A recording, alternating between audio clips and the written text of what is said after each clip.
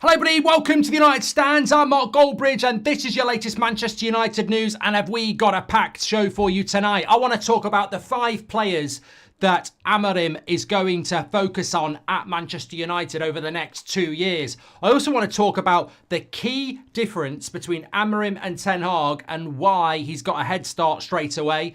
We're also going to talk about Antony, who is refusing to leave Manchester United in January. Does that mean he's got a future, or is it stubbornness that needs removing from the football club? Also, when does Amorim start work and what is his big message to the players? And a little bit about international stuff as well, and a few other bits. And of course, your questions coming in too. I feel like there was something else I wanted to say as well, but it will probably come back to me as the show moves on. Yes. Okay, I know what it is. Okay. Anyway, before we get into all that, don't forget we're sponsored by Surfshark on the show tonight. If you don't know what Surfshark is, it's a virtual private network which protects your personal detail, private messages, photos, videos, and sensitive information. But more importantly, I think it allows you to change your virtual location on platforms like Netflix or global content access. So if you're in the UK, you can say you're in India or America, and that's where it thinks you are. Surfshark has a one suite which includes alerts for personal data breaches. You can private free ad browsing as well, antivirus and alternative ID, additional privacy options. It works on loads of different devices, Android, iOS, you get the picture, and you can use it on simultaneous ones as well. So you can be on your phone with your login and on your laptop, etc. The best bit though is you get 4 months free. 4 months free to test it out with the code UNITEDSTAND. So scan the QR code next to me or go through the link in the description. 4 months free, a comprehensive digital package with a 30-day money-back guarantee as well. Check it out. Fantastic virtual private network, VPN, Surfshark. First 4 months free. If you have got a VPN, you may as well check it out for 4 months anyway. And if you haven't, give it a try for 4 months with the code UNITEDSTAND, link in the description. Okay, let's get into the show. Thank you very much to Surfshark for that. We're going to talk about Amorim. We're going to talk about what the key difference is with Erik Ten Hag, and I think that's very, very important. But hot off the press, he will start work on Monday training with the players. That is when he will start. The work permit isn't actually through as of yet, or they've not released it through as of yet. But my prediction is that that will be coming through, if it's not through already, tomorrow. I think they want to drop the interview that they've done. There is a Manchester United in-house interview.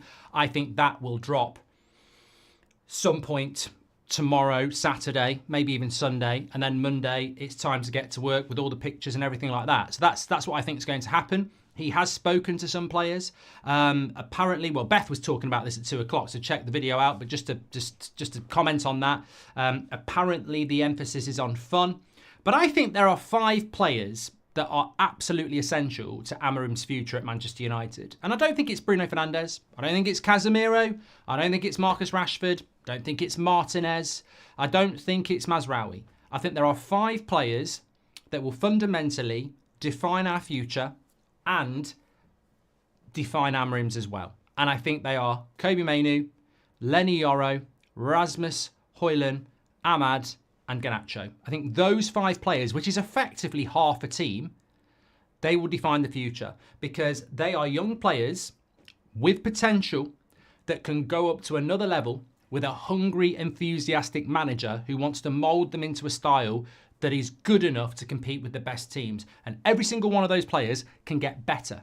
And if every single one of those players get better, we've got half a team of consistency and talent to build our future out. And don't forget, on top of that, you've got a raft of young players coming through, and you've got players that you can bring in as well. And you've got a sprinkling of experienced players that hopefully some of them will deliver.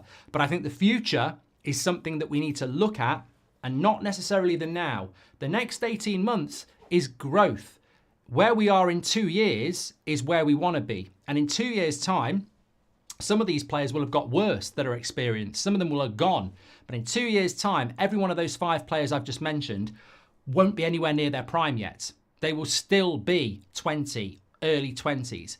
And that, to me, is massive for somebody like Amorim, who comes in with exuberance and energy and, wanting to teach people how to play football. So I think Hopefully all 5 of them will improve, but I think those 5 are way more important than a Rashford or a Bruno conversation, because those 5 are still growing, and I think those 5, bar Yoro to be fair, I think those 5 never let Ten Hag down. I think Mainu, Garnacho, Rasmus, availability, effort, determination in difficult circumstances was always there. I think Ahmad, when he was given the chance, was as well, and Yoro's not had his chance yet. So I think these 5 players are absolutely essential to what we are trying to achieve at Manchester United. Antony's going to shock everyone, says Jacob. Well, look, I can delve back into what I wanted to talk about there. That's absolutely fine, because I want to talk about the key fundamental difference between Amorim and Ten Hag and why he's hitting the ground running when I think Ten Hag was hitting the ground walking. And it wasn't necessarily Ten Hag's fault, but it's a huge advantage to Amorim. But on Antony, we should just hit that because it is fresh news coming in from Brazil. There had been some talk of a loan deal potentially for Amorim. Not for Amorim. He ain't going nowhere. He's going nowhere. There was potentially talk of a loan deal for Antony back to Brazil. And I think essentially Brazilian reports have always been very close to Antony because he's Brazilian. The message coming out is that anybody looking to get hold of Antony in January can forget about it, because he isn't going anywhere. He doesn't want to go anywhere. Even if Man United try and push him out, he doesn't want to go anywhere, because the way he sees it is his future is at Manchester United. There is a new manager and there is another opportunity for him to deliver, and there are opportunities in that system for him to get into the team. So look, that might please somebody, it might upset somebody, but I think that with regards to Antony, the message is very strong from his side that he isn't going to go anywhere. Now, Kruger says that's a good mentality. I think that, you can't argue with that mentality. I think that every player needs that mentality. I'd be very worried about any player that's saying, I want to go on loan in January or I want to leave in January, when you've still got a month, 6 weeks until the January transfer window, and you've not even had a training session with the new manager yet. So I think Antony is always, to be honest, I don't want to be an arsehole about it, but honestly, his PR work has been better than what he's done on the pitch. Some of his quotes that have come out over the last 2 years have actually been very good. But it's never really happened on the pitch for him. So, look, you know what? Let's run a poll, because I'm going to give my opinion and everyone else should give theirs as well. Will Antony be a success under Amorim? Considering Antony's best period of his career was under Ten Hag, why didn't it work under Ten Hag? He has an opportunity. I don't think he'll make it. I think, as I've said before, fair play to him if he does. We spent £80 million on him, so if it works, yabba dabba do. We're going to lose a shitload of money if it doesn't. So I really do hope it does work out for Antony. But I personally think it's Goatee, you've just got yourself blocked. Unlucky, mate. I personally think it's a skill issue. I just think he's another player that doesn't actually work in the Premier League, much the same as players that we've taken here in the past. I think he's too one-dimensional. I think he's too easy to read. And I don't think he suits the speed of the Premier League. But I'm happy to get proven wrong on that. But I don't think it's going to work. I really don't. But if it did, it would be brilliant, because we've spent a lot of money on him. He's on big wages, and we could do with... I genuinely want Amorim to turn it around for some players, whether it's Rashford, whether it's consistently Bruno, whether it's Antony. There are a lot of expensive players at that football club. Can he get Luke Shaw fit? Can he get Mason Mount fit? There are so many players. I talk about the 5 players, the Yoros, the Rasmus, the Garnachos, the Amads and the Mainus, and why I think they'll be massively important for Amorim. They can be part of the foundation for us for the next few years, and I think they're massively important. But I also think there is another 5 players where you would hope 2, maybe 3, can be rejuvenated and actually show value. Because for the 5 younger players that I think he will develop, there is Antony, 80 million, 200 grand a week. There is Mount, 55 million, 250 grand a week. There is Marcus Rashford, 300 grand a week. There is Bruno, 300 grand a week. And there is Casemiro, 350k a week. So there's 5 players there on ridiculous money. And none of them, their contract is not up in a year's time. Maguire, 190 grand a week, his contract's up in a year, so you can move him on. But those 5 I just mentioned, their contracts have got at least 2 years on them. So I hope that at least 3 of those players he can get something out of. But if I said to you, pick 3 players out of that 5 that he's going to make a success out of, Casemiro, Rashford, Bruno, Antony, and who was the other one? Mount. It's not looking good for Mount, is it? I can't even bloody remember him. What 3 players out of those 5? And I'll read some out. Let's see what he thinks in January, says Guy, in relation to Antony. But, this is going to be the growth that we're going to see, because you can almost put players into categories. As I say, you've got the 5 players that I think have the potential to grow and will listen. You've got 5 players there that are on big money, where they need a complete an utter 180 on their career. You've got the middle of the road players like De Ligt, Mazraoui, Martinez, Delot. And when I say middle of the road, they're the sort of like, they're the steady players, aren't they? They're the players that you hope are going to deliver straight away, because they're all around like their mid-20s. And they got the older players that you're probably going to go very quickly. Johnny Evans, Christian Eriksen, Victor Lindelof, Harry Maguire. Anana would be in the middle of the road players as well. So I think you can put players into categories. Those 5 younger players, those middle of the road players, those older players, and then them 5 players that are really on big money, where you're hoping he can turn it around for 3 or 4 of them. And I think that's the way I'm looking at the squad. Ryan says, I can't even remember our number 7, speaks volumes about his time at the club. Well, I still see Mount in a Chelsea shirt, and that's not his fault. It's not my fault. I still see him as a Chelsea player, because we haven't seen him as a Manchester United player yet. Wage and price let him down, scored 2 important goals, says Impact Azza. It's an interesting thing about Antony. 61% of you say he won't be successful. I actually think 40% saying yes is encouragingly high. But we overpaid on Antony. I've said this before. I was very excited when we got him. He was the most exciting player of that summer that we bought for me. When you saw him, what he was doing at Ajax, I was just very excited. But it's not worked out. That sometimes happens. But I think even at £50 million, he would be considered a flop, to be honest. Manraj, one of our members. Oh, just very, very quickly, the reason we're early tonight is because I'm doing England against Greece. I know. Why are you doing John Travolta FC against England? But I just have a few sort of conversations and stuff I want to have. So I thought, you know what, bit of a relaxing evening watching England and just having a bit of banter in the chat, talking about polar bears against eagles and stuff like that. Rash says, what we need is a midfielder who can be an all-rounder and be a threat in all areas in the pitch. Oh, wait, we did in McTominay, who due to a witch hunt was sold and would fit. Rash, you are so jealous. You are so bitter, mate. Like, you are really bitter. Like, I find you funny now. I think you're just so bitter. Every tweet, every message you do is just so bitter.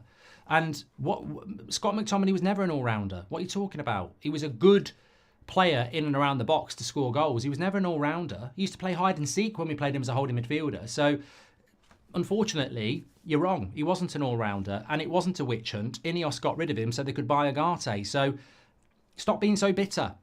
McTominay is gone. Ineos didn't want him. They wanted to use the funds to get Agate, and he wasn't an all-rounder. It's, maybe one of my favourite players will get sold in the summer. You just got to go with it, mate. You got to roll with it. You got to take your time. Sean Turner says, the one thing Antony has on his side, he will work hard, and we want to play high-intensity football. Every team needs workhorses. I hope the manager moulds him into something else. Look, I don't think it's impossible that he does. I'm going to leave the Antony topic there, but I agree with Sean. It's not impossible that he turns it around. And Ineos would be over the moon if he did, and so would I, because it would solve a lot of problems. But I think he's coming back from a very long way. And also, can we just say, I don't mind United fans saying I don't want Antony at the club anymore. But what I will say, and I will always do this for our players, the treatment of Antony by the media in this country has been bordering on xenophobic as per bloody usual. It's been disgusting. The minute he did that fidget spinner, They were absolutely on him, and they've never let go of it. I mean, we have a radio station here, and if they don't slag him off 3 times a week, they're not doing their job. Like, I think it's in their job description. So, you know what? I've always had a bit of sympathy with Antony because I liked him when we signed him. It hasn't worked out, but I do think there has been a witch hunt in relation to him, which I'm not happy about. So David Coote says it's snowing. You know, I genuinely thought you might be talking about real snow there, but I think I know what you're talking about. Right, let me talk to you about Amorim. I want to get this out there because I think it's sort of been hinted at, but I think it's really important. And I think probably one of the better ways or persons to talk about this is probably myself, because I was so Ten Hag in. And it got to a point where we had to make a change, of course. But I really do think that when we look at Amorim, and when we look at, I'd like to do a video on where it went wrong with Ten Hag. I'm going to do that.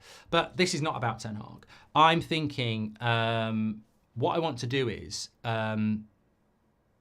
really just look at Amorim for a moment and say, is this enthusiasm about Amorim just the same as we had with Jose, Ten Hag, Ollie, or is there actually something here that's different? And I think there is something fundamentally different with Amorim in relation to when Ten Hag came in. And there was a lot of buzz about Ten Hag, but I firmly believe, whether people will ever acknowledge it, I firmly believe the foundations that Ten Hag has put in place are better foundations than Jose, Ollie, Van Gaal. In relation to Mourinho came in after Van Gaal, I don't think the foundations were there. Ollie came in after Mourinho, I don't think the foundations were there. Ten Hag came in after Ollie, I don't think the foundations were there. For different reasons, maybe different styles, maybe different recruitment, etc. Genuinely think that there is a real foundation, and it's not just the 2 trophies. That should be copyrighted by Ten Hag, by the way. He should take out a patent on 2 trophies. I think there is a... I don't think many people want to admit it because I still think people are very Ten Hag out and everything. But I definitely do think that there is a foundation there that we've never had when a manager has left before. Even Sir Alex left a title-winning side that was actually ageing. But I think there is that foundation. We mentioned those 5 players. There's also a set of players that are middle of the road ready to go. Martinez, Onana, Mazraoui, Dalot, De Ligt. So there's those players. There's those younger players. And then there's 4 or 5 players where, you know, massive investment in them. Can you turn them around? So I genuinely think that is a positive. But... so I think he hits the ground running more than any other manager we've had since Sir Alex Ferguson with that. But the big thing for me, the big difference between Amorim and Ten Hag is that I think Amorim comes in with this bubbly personality, you know, this infectious personality. And not a lot of managers have that, but he really is... You know, have you ever been like to a family do or a party, and there's that, you know, you meet someone and you just go, hi, you know, how you doing? Maybe a fist pump, shake hands, whatever. And but some people are just like, how you doing, mate? Yeah, they're very touchy-feely, they're very enthusiastic, and you can see that from Amorim. You could see it from Sporting. You can see it when he's met the United players. He's very much on the front foot. He's very enthusiastic. He's very, you know, you saw him, you know, first time he meets Kobe Mainu, it's shake hands, let's have a hug, let's hug it out. And I think Ten Hag's never going to be that. And he never was that. And I think that is something that's going to really help Amorim, because people who are like that are confident. They're confident. It's a different type of confidence to Jose, but that he is confident. So he's going to come in. You know, when he meets Rashford, when he meets Rasmus, when he meets these players that he's never met before, it's going to be, yeah, come on, let's bring it in. You know, let's get to work. Let's make it fun. Let's go for it, right? There's not going to be any excuses for the players. Whereas I think even Jose was very standoffish with his players. I'm the boss. Ten Hag was like that as well. So I think this is going to really speed up his ability to cut the wheat out of the field. Or get to the bones of what the problems are, because he's like that, he'll instantly know the players that aren't giving it back, and I think that's so important. And I'm not criticising Ten Hag for that. I mean, you look at Pep Guardiola, he's like that, isn't he? He's in the face of everybody. He's like this all the time. He's constantly, when the final whistle goes, he's too busy talking to the opposition players than his own players. He's so enthusiastic. Ancelotti's not the same, and yet Ancelotti's won Champions Leagues, and so has Pep. But every personality is different, but I think and I'm not criticising Ten Hag for being a little bit, less charisma, but I think at Manchester United, you need it. You need it. Sir Alex Ferguson wasn't like that either. You know, he wasn't like hugging people, everything. But I think Amorim comes in as a very good coach, but he has this personality as well, which is very much on the front foot. It's very in your face. It's very much like, I'm looking forward to the press conferences. I'm looking forward to seeing him on the touchline. I'm looking for, you know, like sometimes when Ten Hag subs a player and he's just staring past them like that, and the player walks off sort of like heads down. I can't imagine Amorim's going to do that. I think if Amorim subs a player off, he'll be like, come on, give him a hug. Yeah, you know, off you go. Like, and I think that makes a big difference. I really do. Hello from the US, Go United, says Smoke. And Mojo says, recent pictures and videos of Amorim have ticked one box. That are psychologically fragile players and a manager who will put an arm around the shoulder and support them. Maybe because he's a young manager. He probably understands the current generation of footballs better. That, effectively, Mojo, is what I'm trying to say. I think that there won't be any excuses for these players because he is a manager that is exuberant and, you know, hands-on. And, you know, doesn't, you know, it's about, I mean, I think Beth spoke about it this afternoon. It's about fun, but it's about lifting people up, isn't it? It's about, you know, not leaving people to their own devices. It's like, what's your problem? Come on, let's get going. And I think people have to appreciate that Ollie wasn't necessarily that exuberant, probably more than Ten Hag, but not necessarily that. And Ollie was tactically lacking as well. We've got a really good coach with a really different personality. And I think it's going to be very interesting. Now, some people could look at that and go, well, you know, people like Rashford, if they've got somebody who's going to have their arm around their shoulder, he's going to be really, really happy. Not necessarily. Not necessarily. Because I think Amorim will do it with everybody. He won't have favourites. So if you look at the wingers, he'll probably do it to Antony, Ahmad, Rashford and Garnacho. He can only pick two of them. So even though you've got someone having an arm around you, you're still sat on the bench. And then it's down to the player to deal with it, isn't it? Because it's like, I'll put my arm around you, I'll encourage you, but you're still going on the bench because he's better than you. Now deal with it and play better. See, that's what I'm getting at here. This is where I think Ten Hag and Amorim are very different, and this is where Amorim can really hit the ground running with the foundations that Ten Hag put in place. Because Amorim will just not leave an excuse, I don't think.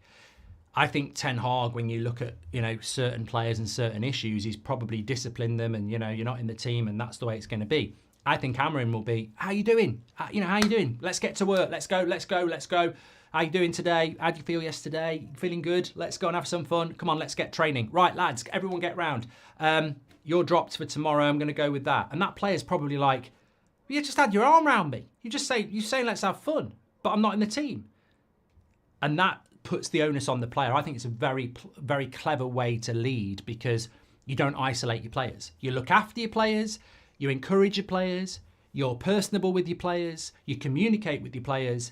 And then you drop them if they're not good enough and you throw it onto the player to go, look, you've got the arm, you've got my ear, we've got communication, but you're not in my team because he's better than you. That's not for me. That's not my problem. You know, I'm giving you everything you need. You've got to get yourself in this team. And if you do, I'll say to that guy who I've been putting my arm around and communicating with, you're out of the team for him. You know, you're grown-up players. I want you to show me why you should be in the team. But we're not going to have a scenario where you're going to have an excuse about not being communicated with, not being supported. And I think this is going to be really interesting because I think it's so hard to predict the players that will do well. But as I said, the flip side of that coin is this could be really good for the Mason Mounts and the Antonys and the Rashfords and the Brunos. It's going to be fantastic for the Yoros, the Garnachos, the Rasmuses, the Mainus, the Amads, because they're younger players who are going to get that same treatment as well. Would you prefer Conor Gallagher over Mason Mount? I know he's off topic. Would you take Frimpong or the right wing back from Sporting Lisbon, says Romana? I would take Conor Gallagher over Mason Mount because he's actually fit, and I would take Frimpong because I think he would work very well at Man United. I think many people feel he's more of a winger than a right back anyway. People say that Antony has not worked out at United. I would counter that by asking what has worked out since the start of the season at United. Mazraoui, Onana, Garnacho. Ugarte's working out now. Martinez has been good this season. I mean, do you want me to keep going on? Amorim seems a born leader with charisma that will quickly get the dressing room giving their all. Not hating on Ten Hag, but he just didn't have it, says Sean. Hello from the US. I think Ten Hag was more old school. I think Ten Hag will work at certain football clubs, but I think at Manchester United, you probably, with that dressing room, we probably do need something that's a little bit more hands-on, I suppose. Hello from the US. Thank you very much, Smoke. Marcus Rashford should be gone in the summer, says Shrinvasin. Does well, and it would only be for the rest of the season and fails after that. We'll drum up interest, does bad, and we cut our losses. Talking about Monday, which is when Amorim will start. Obviously, some players are going to start trickling back from Monday from international duty. I know Beth spoke about Martinez. I'm really hopeful that that's not as bad as it could be. I mean, flying out to Argentina for them to say you're not fit to play. I mean, he's just flown halfway across the bloody world. Again, you've got to look at the fitness department at Man United and go, if Argentina are saying he's not fit to play, it's very unusual for an international team to get a player called up, they turn up, and then the international team says you're not fit. Because normally the international team would be like, I don't give a shit. You know, let's use him. But the fact that he's gone out there and Argentina have said he's not fit to play is just incredible to me. So hopefully that's not bad, because it's only a week until we play Ipswich and you don't want to be missing out again. But it got me thinking as well, there's a lot of people playing international football, so we've got to try and get through the next few days without picking up any injuries. Now, with regards to England, I think it's one of the very few England squads over recent years where there's not a single Man United player there, because Maguire and Mainu are injured. But there are a lot of other players out there. Garnacho, obviously Martinez is coming back, De Ligt, Xerxes, Mazraoui, Rasmus, Eriksson. I'm trying to think. Anana probably as well. Did Ahmad get called up? So we have got a lot of players out there that hopefully are going to come back, because I really want to be in a situation in them first few weeks where I think it's so important. I mean, if Martinez was out for 6 weeks, you don't want to be injured for the first few weeks of a new manager. You really don't. The buzz, the bounce, the enthusiasm. If people hit the ground running, you're going to find really hard to get back in the team. So I think the next few days are really, really crucial in relation to not picking up injuries over the international break. One player I really want to see grow under Amorim is Obi Martin. He looks a powerhouse in the youth, says Kevin. Kone as well, Lasali, who we brought in from Palace. I mean, I read something today. I mean, we spoke about it on the morning show, but I read something today and I can't remember where it was coming from, which is, I definitely read it, where it said Man United are really confident of getting Nipan. You know, we were talking about this morning, they're really confident about getting him, which would be great. So, you know, you talk about Obi Martin, you're absolutely correct, but there's plenty of other young players. There's plenty of young players in the Man United youth setup who could come through as well. So, I mean, you think about it, if we can get Yoro, Rasmus, Ahmad, Mainu, and Garnacho motoring, that's 5 players in your first team. If we can bring through another 4 from the youth, that's 9. That's 9 players. That's nearly a whole team. Like, this is just the pathway to success. Really, really is.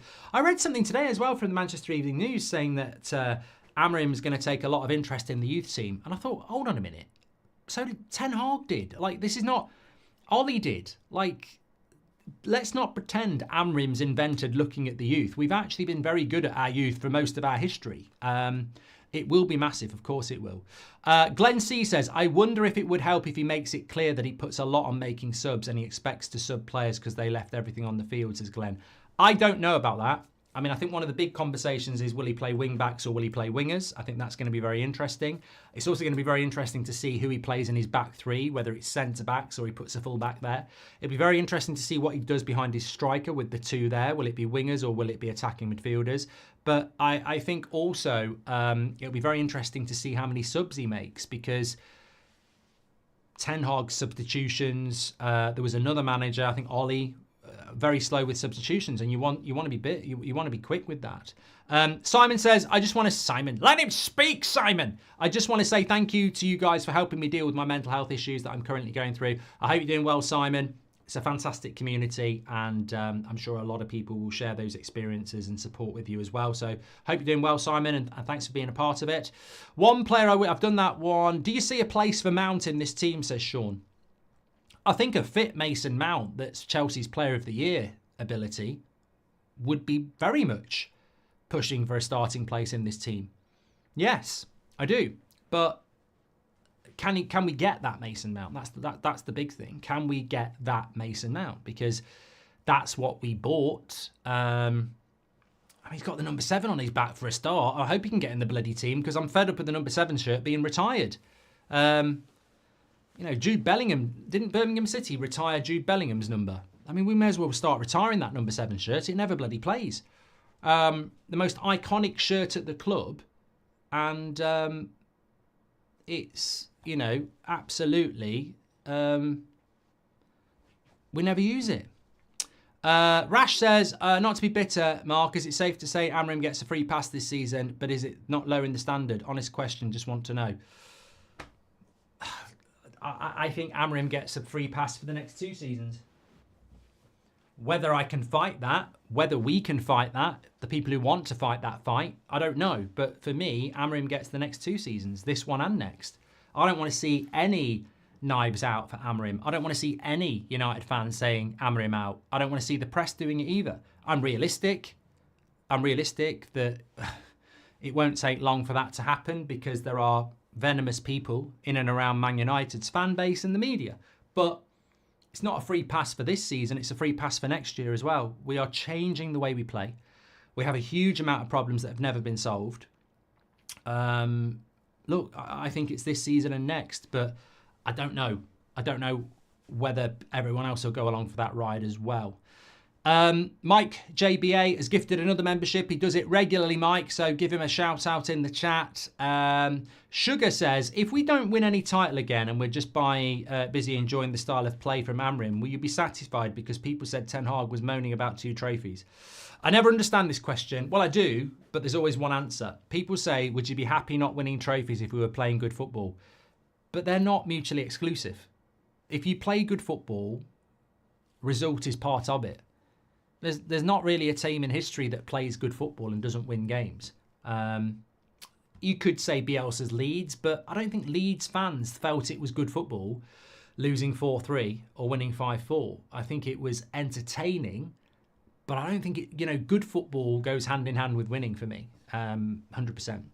Gifted 5 memberships. Mojo, you're a legend. Thank you very much. For the boys says, hi Mark, it's B Siri. You missed my super chat. Okay, I'll have a look for that for the boys. Blum,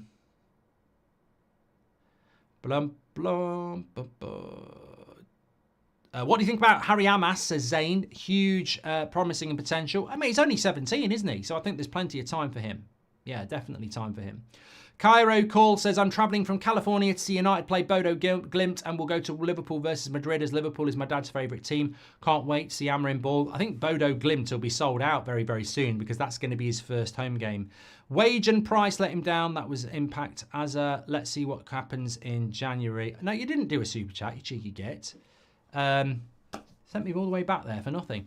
Right, I better get over to England versus Greece. I'm live on That's Football in about 5 minutes' time. I've got some good conversations to get into over there, so you're very welcome to join me this evening. But thanks everyone for watching tonight. Don't forget to check out Surfshark, 4 months free. Use the code United Stand. Link is in the description. And I will see you on the England watch along very, very soon. Speak to you in a bit. Grease Lightning. Yeah, I'll be over there in Grease Lightning. Go, go, go, go, go, go, go, go, go, go, go, go. Grease Lightning, you're burning down the ruin hole.